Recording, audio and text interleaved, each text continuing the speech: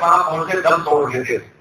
اس لیے اللہ تبارک و تعالیٰ نے سانس کو پیروں کے نیچے نہیں، موسم کا پابند کر کے نہیں، زمین کے زیر مقام پر نہیں، بلکہ ناک کے نیچے پیدا کر دیا.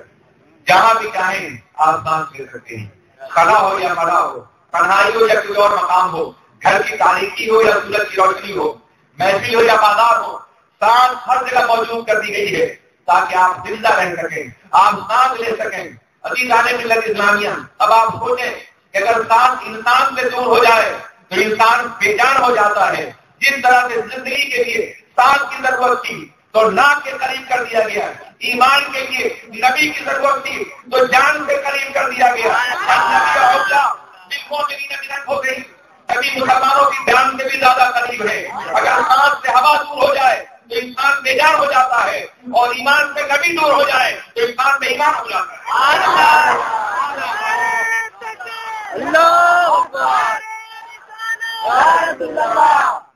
پتہ یہ چلا کہ ہمارے دل کا جو تعلق روح سے ہے، ہمارے ایمان کا وہی تعلق اپنے نبی سے ہے، کائنات سے ہے. النبی اولا بالمؤمنین من انفسہم، نبی مسلمانوں کی جانوں سے زیادہ قریب ہے. یہی وجہ ہے کہ جہاں جہاں ضرورت ہوتی ہے پیغمبر اعظم کا حالہ دیتے ہیں.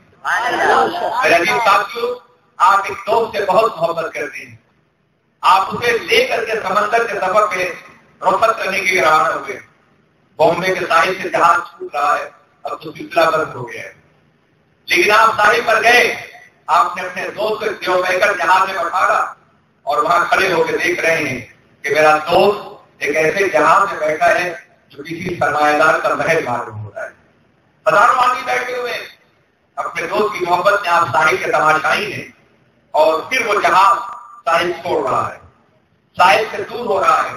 عجیب بات ہے، تھوڑی دیر میں آپ نے دیکھا کہ وہ دیو بہ کر جہاز جو کسی سائیدار کا محل معلوم ہوتا تھا، 1-2 میل جانے کے بعد کسی مخلص کی جھوپڑی میں تبدیل ہو گیا ہے. انتہائی چھوٹا ہو گیا. نظر وہی ہے، مقام وہی ہے، فاصلے نے حیثیت بدل دی ہے، فاصلے نے تعین کر دیا ہے کسی شے کا. نظریں بدل گئی تو نظارہ بدل گیا. قریب سے دیکھا تھا تو ایک محل تھا، دور سے دیکھا تو مخلص کی جھوپڑی نظر آیا. پتا چلا اگر حقیقتوں کو قریب سے دیکھو گے تو عظیم نظر آئے گی، دور سے دیکھو گے تو مستقبل نظر آئے گی.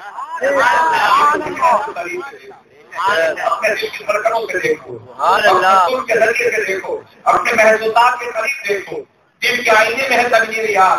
جب ذرا گردن جھکائی دیکھ لی، اگر ان کو اپنے قریب دیکھو گے تو عظیم تر نظر آئیں گے، ایسے نظر آئیں گے کہ آفتاب کی تمام ہوتا ہے ان کے قدموں میں چمٹی بھی نظر آئیں گی. اور دور سے دیکھو گے تو اپنے جیسے بشر نظر آئیں گے. قریب ہو جاؤ سرور کائنات سے، خود حاصل کرو سرور کائنات کا، انہیں حقیقت کی نگاہ سے دیکھو، اور جتنے قریب ہو جاؤ گے عظمتیں بڑھتی جائیں گی. ان کے مقام کا تعین اتنا ہوگا کہ تعینات سے پرے آپ انہیں محسوس کریں گے.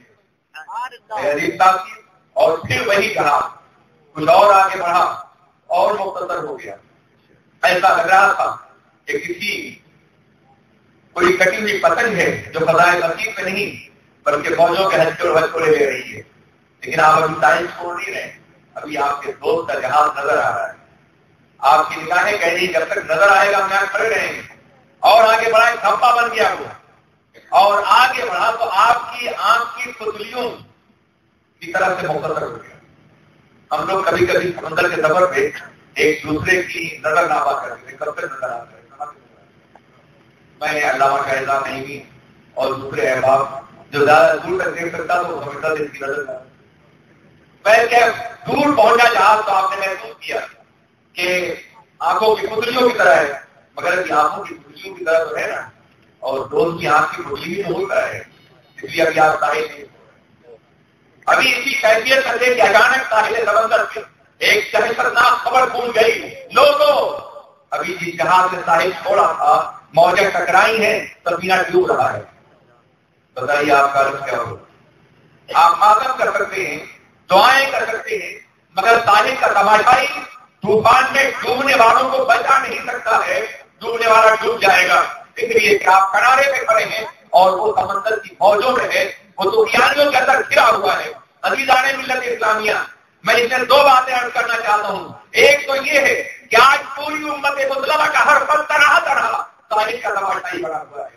اس طوفانوں کا جائزہ نہیں لے رہا جو ہمارے گھروں میں ہیں، ہمارے دروازوں میں ہیں، ہماری زندگی میں احاطہ کر رہے ہیں، وہ دیوپیکر فوجیں، فطروں کی فوجیں اور قیادتوں کی فوجیں جو ہمیں ڈبو دینا چاہتی ہیں، ہم انہیں ساحل سے کھڑے کھول کے دیکھ کے مسکرا رہے ہیں۔ لیکن نے شیر کہا تھا اور بڑا اچھا شیر کہا تھا کہ جب کشتی ڈوب رہی تھی تو ایک بچہ ایک کاغذ کی کشتی لے کر کے کھڑا کنارے مسکرا رہا تھا۔ ہمارا بھی عادت ہے کہ کشتیاں ڈوب رہی ہیں، سفینے ڈوب رہے ہیں، ملت غرقاب ہو رہی ہے، مغربیت میں غرقاب ہو رہی ہے، بے دینی میں، بدعقیدگی میں، بد تہذیبی میں، عوام کے فکر و نظر میں، اور ہم تاریخ کے تماشائی بنے ہوئے ہاں ایسا ہو رہا ہے، سنا ہے یہ خبر آئی ہے، سنا ہے یہ اطلاع ملی۔ تاریخ کا تماشا چھوڑ دو، اگر تمہیں امت مسلمہ کو بچانا ہے تو موضوع کا مقابلہ کرنا ہوگا، طوفانوں سے کھیلنا ہوگا، حوادث کے ساتھ ساتھ اپنی کشتی کو تیز چلانا ہوگا تاکہ تم اپنے دین کی کشتی کو اور اپنے قوم کی کشتی کو تاریخ مقصود سے دوچار کر دو۔ تاریخ کے تماشے کبھی بھی منزل مقصود تک نہیں پہنچا سکتے ہیں، بلکہ وہ تاریخ کا تماشا ہی تھا، دوست ڈوب گیا کچھ نہیں کر سکا۔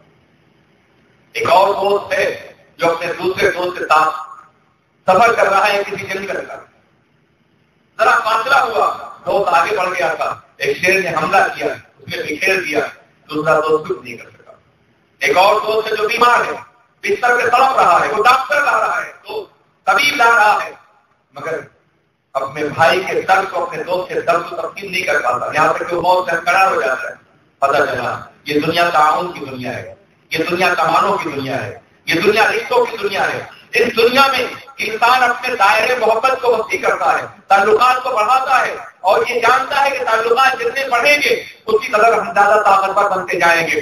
مگر زندگی میں کچھ ایسے مقامات آتے ہیں جہاں ہر رشتہ بے بس ہو جاتا ہے۔ اسی زندگی میں آخرت میں تو آتا ہی ہے کہ ماں باپ ساتھ چھوڑ دیتے ہیں، بھائی بہن ساتھ چھوڑ دیتے ہیں، عقیدہ ساتھ چھوڑ دیتے ہیں، مگر دنیا میں بھی ایسے مقامات آتے ہیں جہاں نہ دوست کام آتا ہے، نہ ماں باپ کام آتا ہے، نہ بھائی کام آتا ہے۔ دریا میں ڈوبنے والے کو کنارے کا تماشائی نہیں بچا سکتا ہے، اور شیر سے بکھر جانے والے دوست کو ایک تماشائی نہیں بچا سکتا ہے، اور درد سے تڑپنے والے کو کوئی دوست اپنی دوستی کی بنیاد نہیں بچا سکتا ہے۔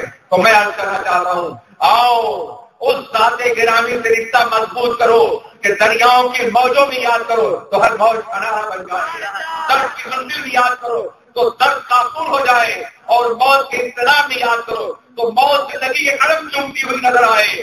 وہ تعلق سرور کائنات کا تعلق ہے، وہ رشتہ کا ہے، وہ رشتہ 4 رضمندہ کا ہے۔ دنیا کے رشتے بجا ہے، مگر نبی کا رشتہ زندگی وقت رشتہ ہے، حیات دیتا ہے، توانائیوں سے نوازتا ہے، اضطراب زندگی سے بچاتا ہے، موجوں میں سفینہ ہستی کو کناروں سے گلزار کرتا ہے۔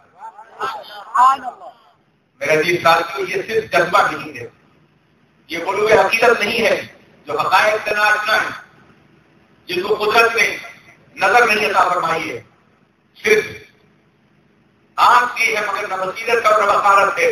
وہ ممکن ہے سرور کائنات علی سے بے قصہ 4 کی مقدس زندگی اور ان کی حیات کی ان گوشتوں سے جھوٹ دیکھنے میں ہوں گے، مگر آئیے ہمارے سنت و جماعت کا مزاج پیش کریں، اس سبزے کا مزاج پیش کریں جو عہد رسالت نام سے لے کر کے آج تک حق پر قائم ہے اور صبح قیامت تک حق پر قائم رہے گا۔ اس کا مزاج بہت مختلف ہے۔ دیوان گانی سے محمد کو دیکھ کر گھبرا گئی ہے گردی کے دوران، کبھی کبھی گردن میں ہار ڈالے ہیں، ماحول نجوم میں گزرا ہے ان حدوں سے مسلمان کبھی کبھی۔ مجھے یقین ہے کہ آپ کو بہت تفصیلی تقریر حضرت علی رسول اللہ نے سنی ہے، اور پھر دعا اور دل کی محفلوں سے گزرنا بھی ہے۔ میں اس موضوع کو جو بہت وسیع ہے بہت زیادہ وسیع نہیں کر سکتا، لیکن چند کرمناک لمحے آپ کے سامنے پیش کروں گا تاکہ مدتوں آپ اسے یاد کر سکیں، مدتوں آپ تقریب اسے محسوس کر سکیں، مدتوں آپ اسے جائزہ لیں۔ یاد رکھیے جو محبت کرتا ہے اور جس سے محبت ہوتی ہے اس کا یہ عالم ہے کہ محبوب یہ چاہتا ہے کہ مجھ سے محبت کر رہا ہو اسے کسی درد، کسی اضطراب اور کسی مصیبت مبتلا نہ ہونے دیا جائے۔ آپ کس سے محبت کرتے ہیں؟ محبوب یہ چاہتا ہے، جس طرح محبت کرنے والا یہ چاہتا ہے کہ محبوب سے خود حاصل کیا جائے، ویسے محبوب بھی چاہتا ہے کہ مجھ سے محبت کرنے والا کسی پریشانی میں مبتلا نہ۔ یہی وجہ ہے کہ جو لوگ تاجدار دو عالم سرور کائنات سے محبت کرتے ہیں، اللہ کے رسول تاجدار دو عالم اس زندگی میں بھی اور اس زندگی کے بعد بھی انہیں کسی مصیبت مبتلا نہیں دیکھنا چاہتے. جہاں بھی درد آواز دیتا ہے، جہاں اس طرح قلب پکارتا ہے، وہاں رحمت عالم جلوگر ہوتی ہے. اسلامیہ ہم بہت دور ہیں بظاہر، فاصلے ہیں ہزاروں میل کے، مگر آج بھی جب ہم یا رسول اللہ کہتے ہیں تو ہمارے دل کی دھڑکنیں گنبد خضرا سے ضرور ٹکراتی ہیں. یہ عقیدت کی بنیاد پر میں آپ سے بات کرتا ہوں. محبت کی بولی کچھ اور ہوتی ہے. میں ایک گلی سے گزر رہا ہوں، اچانک کسی نے مجھ سے حملہ کیا. میں نے کہا میرے باپ، حالانکہ باپ موجود نہیں ہے. کسی نے کہا قلت کر رہے ہو، شرک کر تمہارا باپ کہاں ہے. یاد رکھو درد میں اسے آواز دی جاتی ہے جس سے محبت ہو. باپ مدد کو پہنچ سکے یا نہ پہنچ سکے، لیکن بے خاندہ باپ کا نام آ جاتا ہے جب درد کی منزل ہوتی ہے، جب انفراد کا مقام ہوتا ہے. آج پوری دنیا ہمیں کچل دینا چاہتی ہے، اس لیے ہم یا رسول اللہ کہتے ہیں، یا رسول اللہ کہتے ہیں، یا رحمت للعالمین کہتے ہیں. یہ محبت کی علامت بھی ہے، تعلق کی علامت بھی ہے. آپ مدد کو پہنچے یا نہ پہنچے، نبی رحمت پہنچتے ہیں، اللہ پہنچتے ہیں، چارہ ذات رحمت پہنچتے ہیں. وہ ذات گرامی کہ پوری کائنات جن کو کفے دست کی حیثیت سے جن کی نگاہوں کے سامنے کر دی گئی ہے، وہ پہنچتے ہیں. اس لیے ہم ٹوٹے ہوئے دل سنے آواز کر دیتے ہیں. دور کتنے ہی ہوں مگر دل سے کوئی فاصلہ نہیں ہوتا. دور منزل نبوت در سفر روحانی. جتنا دل ٹوٹتا ہے اسی قدر زیادہ قریب ہوتا جاتا ہے. تو بچا بچا کے نہ رکھی سے، تیرا آئینہ ہے وہ آئینہ کہ شکستہ ہو تو عزیز کر ہے نگاہ آئینہ صاحب میں. ہم یہاں آواز دیتے ہیں، ان کی رحمت کہاں سے ہمیں پکار دی ہے. ان کی پوری حیات طیبہ ہمارے لیے، آپ کے لیے ہے. ان کی زندگی کا ایک ایک لمحہ ہمارے لیے تھا، آپ کے لیے تھا. ہم تو کبھی کبھی بس سجا لیتے ہیں، کبھی کبھی سلام پڑھ لیتے ہیں، مگر آقا دو جہاں کی حیات طیبہ دیکھیے، ان کی مقدس زندگی دیکھیے. آئیے میں چند لمحے آپ کے سامنے پیش کروں. اللہ کے رسول تاجدار دو عالم نماز عشاء کے بعد اپنے رب کی بارگاہ میں سجدہ دیے ہیں، اور یہ جملہ ان کی زبان مبارک پر جاری ہے، بَإِن تُعَذِّبْهُمْ فَإِنَّهُمْ عِبَادُكَ. اے اللہ اگر تو اپنے بندوں کو عذاب دے گا تو یہ تیری ہی بن رہی ہے. صرف یہ جملہ ہے جو پوری رات جاری ہے، اور ایک طرف لبوں پہ یہ جملہ ہے لمحہ نبوت پر، اور دوسری طرف آنکھیں سامن بھادو برسا رہی ہیں. پوری رات گزر گئی اور جب سفید سرحد نمودار ہوا تو سرکار نے پہلے سر اٹھایا. دامن بھیگا تھا، داڑھی تر تھی، سجدگار بھیگی ہوئی تھی. رات بھر اللہ کے رسول ہمارے غم میں، آپ کے غم میں روتے رہے. ابھی کسی بدبخت نے کہا ہے کہ پیغمبر وصال کے بعد ہمارے لیے کچھ نہیں کرتے. یہ لمحات آج بھی ہمارے سامنے ہمیں بھی نجات دے رہے ہیں اور بچا رہے ہیں. میں کرنا چاہتا ہوں ذرا سوچو اور غور کرو. یا انہوں نے اپنی حیات طیبہ فرمایا مگر نجات ہمیں مل رہی ہے. بھائی سوال دنوں بھائی ہمیں واضح کے اللہ اگر تو انہیں عذاب دے گا تو یہ تیرے ہی بندے. یہ جملہ بڑا آسان سا ہے، قرآن پاک میں 12 میں پڑھا ہوگا، مگر اس جملے کی طرح بیٹھ کے دیکھیے، اسے محسوس کیجیے، قلب سے چھو لیجیے جملے کو. اللہ کے رسول فرماتے بھائی سوال سے ہوں بھائی نو میں بات ہوں، بندگی کا حوالہ دے کر کے اپنے رب کے کو مخاطب فرما رہے ہیں، اپنے رب کی رحمت کو طلب کر رہے ہیں. بالکل ایسے ہی بلا ترتیب کہ آپ کے بچے نے غلطی، آپ نے ہاتھ اٹھایا مارنے کے لیے، میں نے ہاتھ روک دیا، معاف کر دیا، آپ ہی کا بچہ ہے. اور جیسے ہی یہ احساس ہوا کہ آپ کا بچہ ہے، ابوت اور بلوت کا رشتہ جیسے ہی سامنے آیا، بےسامنا آپ کا اوپر بات اٹھ جائے گا. اللہ کے رسول عرض کر رہے ہیں بھائی تو بہادر، اللہ کو عذاب دے گا تو یہ تیرے ہی بندے ہیں، تیری ہی بنائی ہوئی تصویر ہے، تیری ہی تصویر ہے، تیرے ہی شاہکار ہیں، تیرا ہی چہرہ، تیرا ہی دیا ہوا چہرہ مہرا رکھتے ہیں، یہ تیرے بندے ہیں. اے اللہ تو اپنی بنائی ہوئی تصویر کو نہ بگاڑ، انہیں معاف فرما دے، انہیں نہ جلا. ربوبیت اور مربوط کے رشتے کو سامنے رکھ کر کے اللہ کے رسول دعا کر رہے ہیں. میں عرض کرنا چاہتا ہوں وہ اپنی زندگی کی تمام راتیں اس طرح ہمارے لیے گزارے، رو رو کر کے. امام اہل سنت نے فرمایا تھا اللہ کا جہنم اب بھی نہ سرد ہوگا، رو رو کے مصطفیٰ نے دریا والا کیے ہیں. اپنی زندگی تمام راتیں اس طرح گزارے، اور ہمارا یاد ہے کہ ہم اپنی زندگی میں وہ فرائض بھی ادا نہ کریں جو راتوں سے متعلق ہیں. میرے عزیز ساتھیوں، کبھی آپ نے سوچا کہ یہ راتیں ہم سے مطالبہ کیا کرتی ہیں؟ پیغمبر اعظم کس لیے جلوہ گر ہوئے تھے؟ کیا سونے کے لیے جلوہ گر ہوئے تھے؟ نہیں. ہم سوتے ہیں تو غافل ہو جاتے ہیں، مگر پیغمبر سوتے تھے تو حلیم نور میں سوتے تھے، محبوب میں سوتے تھے، قرب معبود میں سوتے تھے. ابھی تو ان رب بھی میں اپنی راتیں اپنے رب کی بارگاہ سے گزارا کرتا ہوں. وہ سو جائیں تو میرا یہ منع نہیں، وہ جاگے تو خدا سے ہم کرا پھر بھی اس لیے سوتے تھے تاکہ ہم کو تھوڑی کا تجربہ آ جائے. مگر رات کے کچھ حصے میں سونے کے بعد پھر اپنے رب کی بارگاہ میں ترسیل ہو جاتے تھے. یہ راتیں بڑی عجیب ہیں. یہی راتیں دامن حیات کے دھبوں کا اضافہ بھی کرتی ہیں، اور یہی راتیں دامن حیات کے دھبوں کو دور کیا کرتی ہیں. یہی راتیں آئینہ قلب کو جگمگا دیتی ہیں، اور یہی راتیں آئینہ قلب کو تحریر کر دیتی ہیں. یہی راتیں قرب خداوندی کی دور سے نوازتی ہیں، اور یہی راتیں فاصلہ زندگی سے بڑھا دیتی ہیں. یہی راتیں گناہوں میں ڈبو دیتی ہیں، اور یہی راتیں گناہوں سے طہارت کا ذریعہ بن جاتی ہیں. رات ہے رات تو ایک مرد خوش اوقات کی رات، پھر یہ ایک شوق کی تسبیح و مناجات کی رات. یہ رات جس کے سائے میں آپ بیٹھے ہیں، یقیناً آج کی رات ہماری اور آپ کی زندگی کی عظیم رات ہے، بڑی مبارک رات ہے، بڑی مقدس رات ہے کہ آج ہمارے اوپر رات کا سایہ ہے، مگر یہ سایہ ذکر رسول کی بنیاد سے شامیانہ رحمت الہی بن گیا، شامیانہ کرم بن گیا ہے. ان کا ذکر تعلیم کا نزول الرحمہ، جہاں نیکوں کا ذکر ہوتا ہے وہاں رحمت نازل ہوتی ہے. اور جس رات کے سائے میں سلطان نیکا کا ذکر ہو، سید نیکا کا ذکر ہو، اس رات کا آنند کیا ہوگا. اس رات کی کیفیت کو محفوظ کر لیجیے، اس رات کی انفوز کو محفوظ کر لیجیے، اس رات کے سر کو محفوظ کر لیجیے، اس رات کے پیغام کو محفوظ کر لیجیے، اس رات کے مشن کو محفوظ کر لیجیے، اس رات کے محسوسات کو محفوظ کر لیجیے، اس رات کی سنسیٹیوٹی کو محفوظ کر لیجیے، اور ہمیشہ اور مکانی محبت سمجھ کر کے اپنے دل کے ساتھ مجھے رکھیے. یہ رات آپ کو بچا لے گی، یہ رات آپ کو نجات دے گی، یہ رات آپ کو زندگی دے گی، یہ رات آپ کو طہارت دے گی، یہ رات آپ کو پاکیزگی دے گی. اور ممکن ہے یہی ایک رات آپ کو جنت کا فرمائے، سارے خود سے نواز. خدا یہ رات آپ کی بھی قبول فرما لے اور ہماری بھی قبول فرما لے. ہمارا یہ عالم ہے کہ ہم راتیں بے خبری کے ساتھ گزارتے ہیں. ہمارا نوجوان طبقہ موجود ہے. میں اسے خاص طور پہ کہوں گا کہ تم اپنی راتیں غلطیوں میں نہ گزارو، گناہوں میں نہ گزارو. یاد رکھو اہل تمام میں اگر تم نے رات کی تنہائیوں میں اپنے اللہ کو یاد کر لیا تو تم قوموں کی تبدیل بدل سکو گے، تم کائنات کا مزاج بدل سکو گے. اس لیے اس رات کی قدر و قیمت کو محسوس کرو. پیغمبر اعظم کا یہ عالم ہے کہ رات میں سوتے ضرور تھے، مگر اس کے ساتھ ساتھ رات کا بڑا حصہ عبادت میں گزارتے تھے. یا ایھا المزمل قم الليل الا قليلا نصفه او انقص منه قليلا اور جس علیہ کے برکت سے یہ قرآن کر دیا.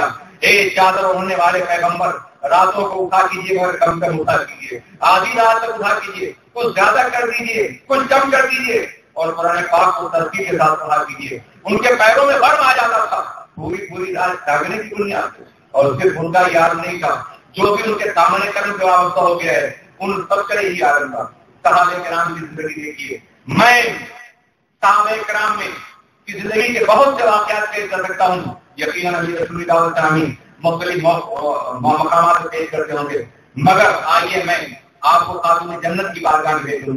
نماز ایکا پڑھنے کے بعد سجدے میں سر رکھتی ہیں، سبحان ربی الاعلیٰ، سبحان ربی الاعلیٰ کا لاہوری نغمہ پروت روح پہ چڑھتا ہے اور روح کا ہر بار ہمنوا ہوتا چلا جاتا ہے. اس لیے کہ جب کوئی اپنے رب کا سجدہ مقام مشاہدہ میں کرے، کانڈا کا تراؤ میں کبھی کھڑے ہو جائے تو پھر سجدوں کے سور کا احساس نہیں ہوگا. پوری رات گزر جاتی ہے اور جب صبح شروع ہوتی ہے مؤذن نماز فجر کے لیے آواز دیتا ہے تو آنکھیں بھیگی ہوئی ہیں اور عرض کرتی ہے اللہ اپنی بندی فاطمہ کو ایک رات ایسی دے دے کہ تیرا جی بھر کے سجدہ کر لے. سجدے پیشانی میں تڑپتے رہ جاتے ہیں اور رات یوں گزر جاتی ہے.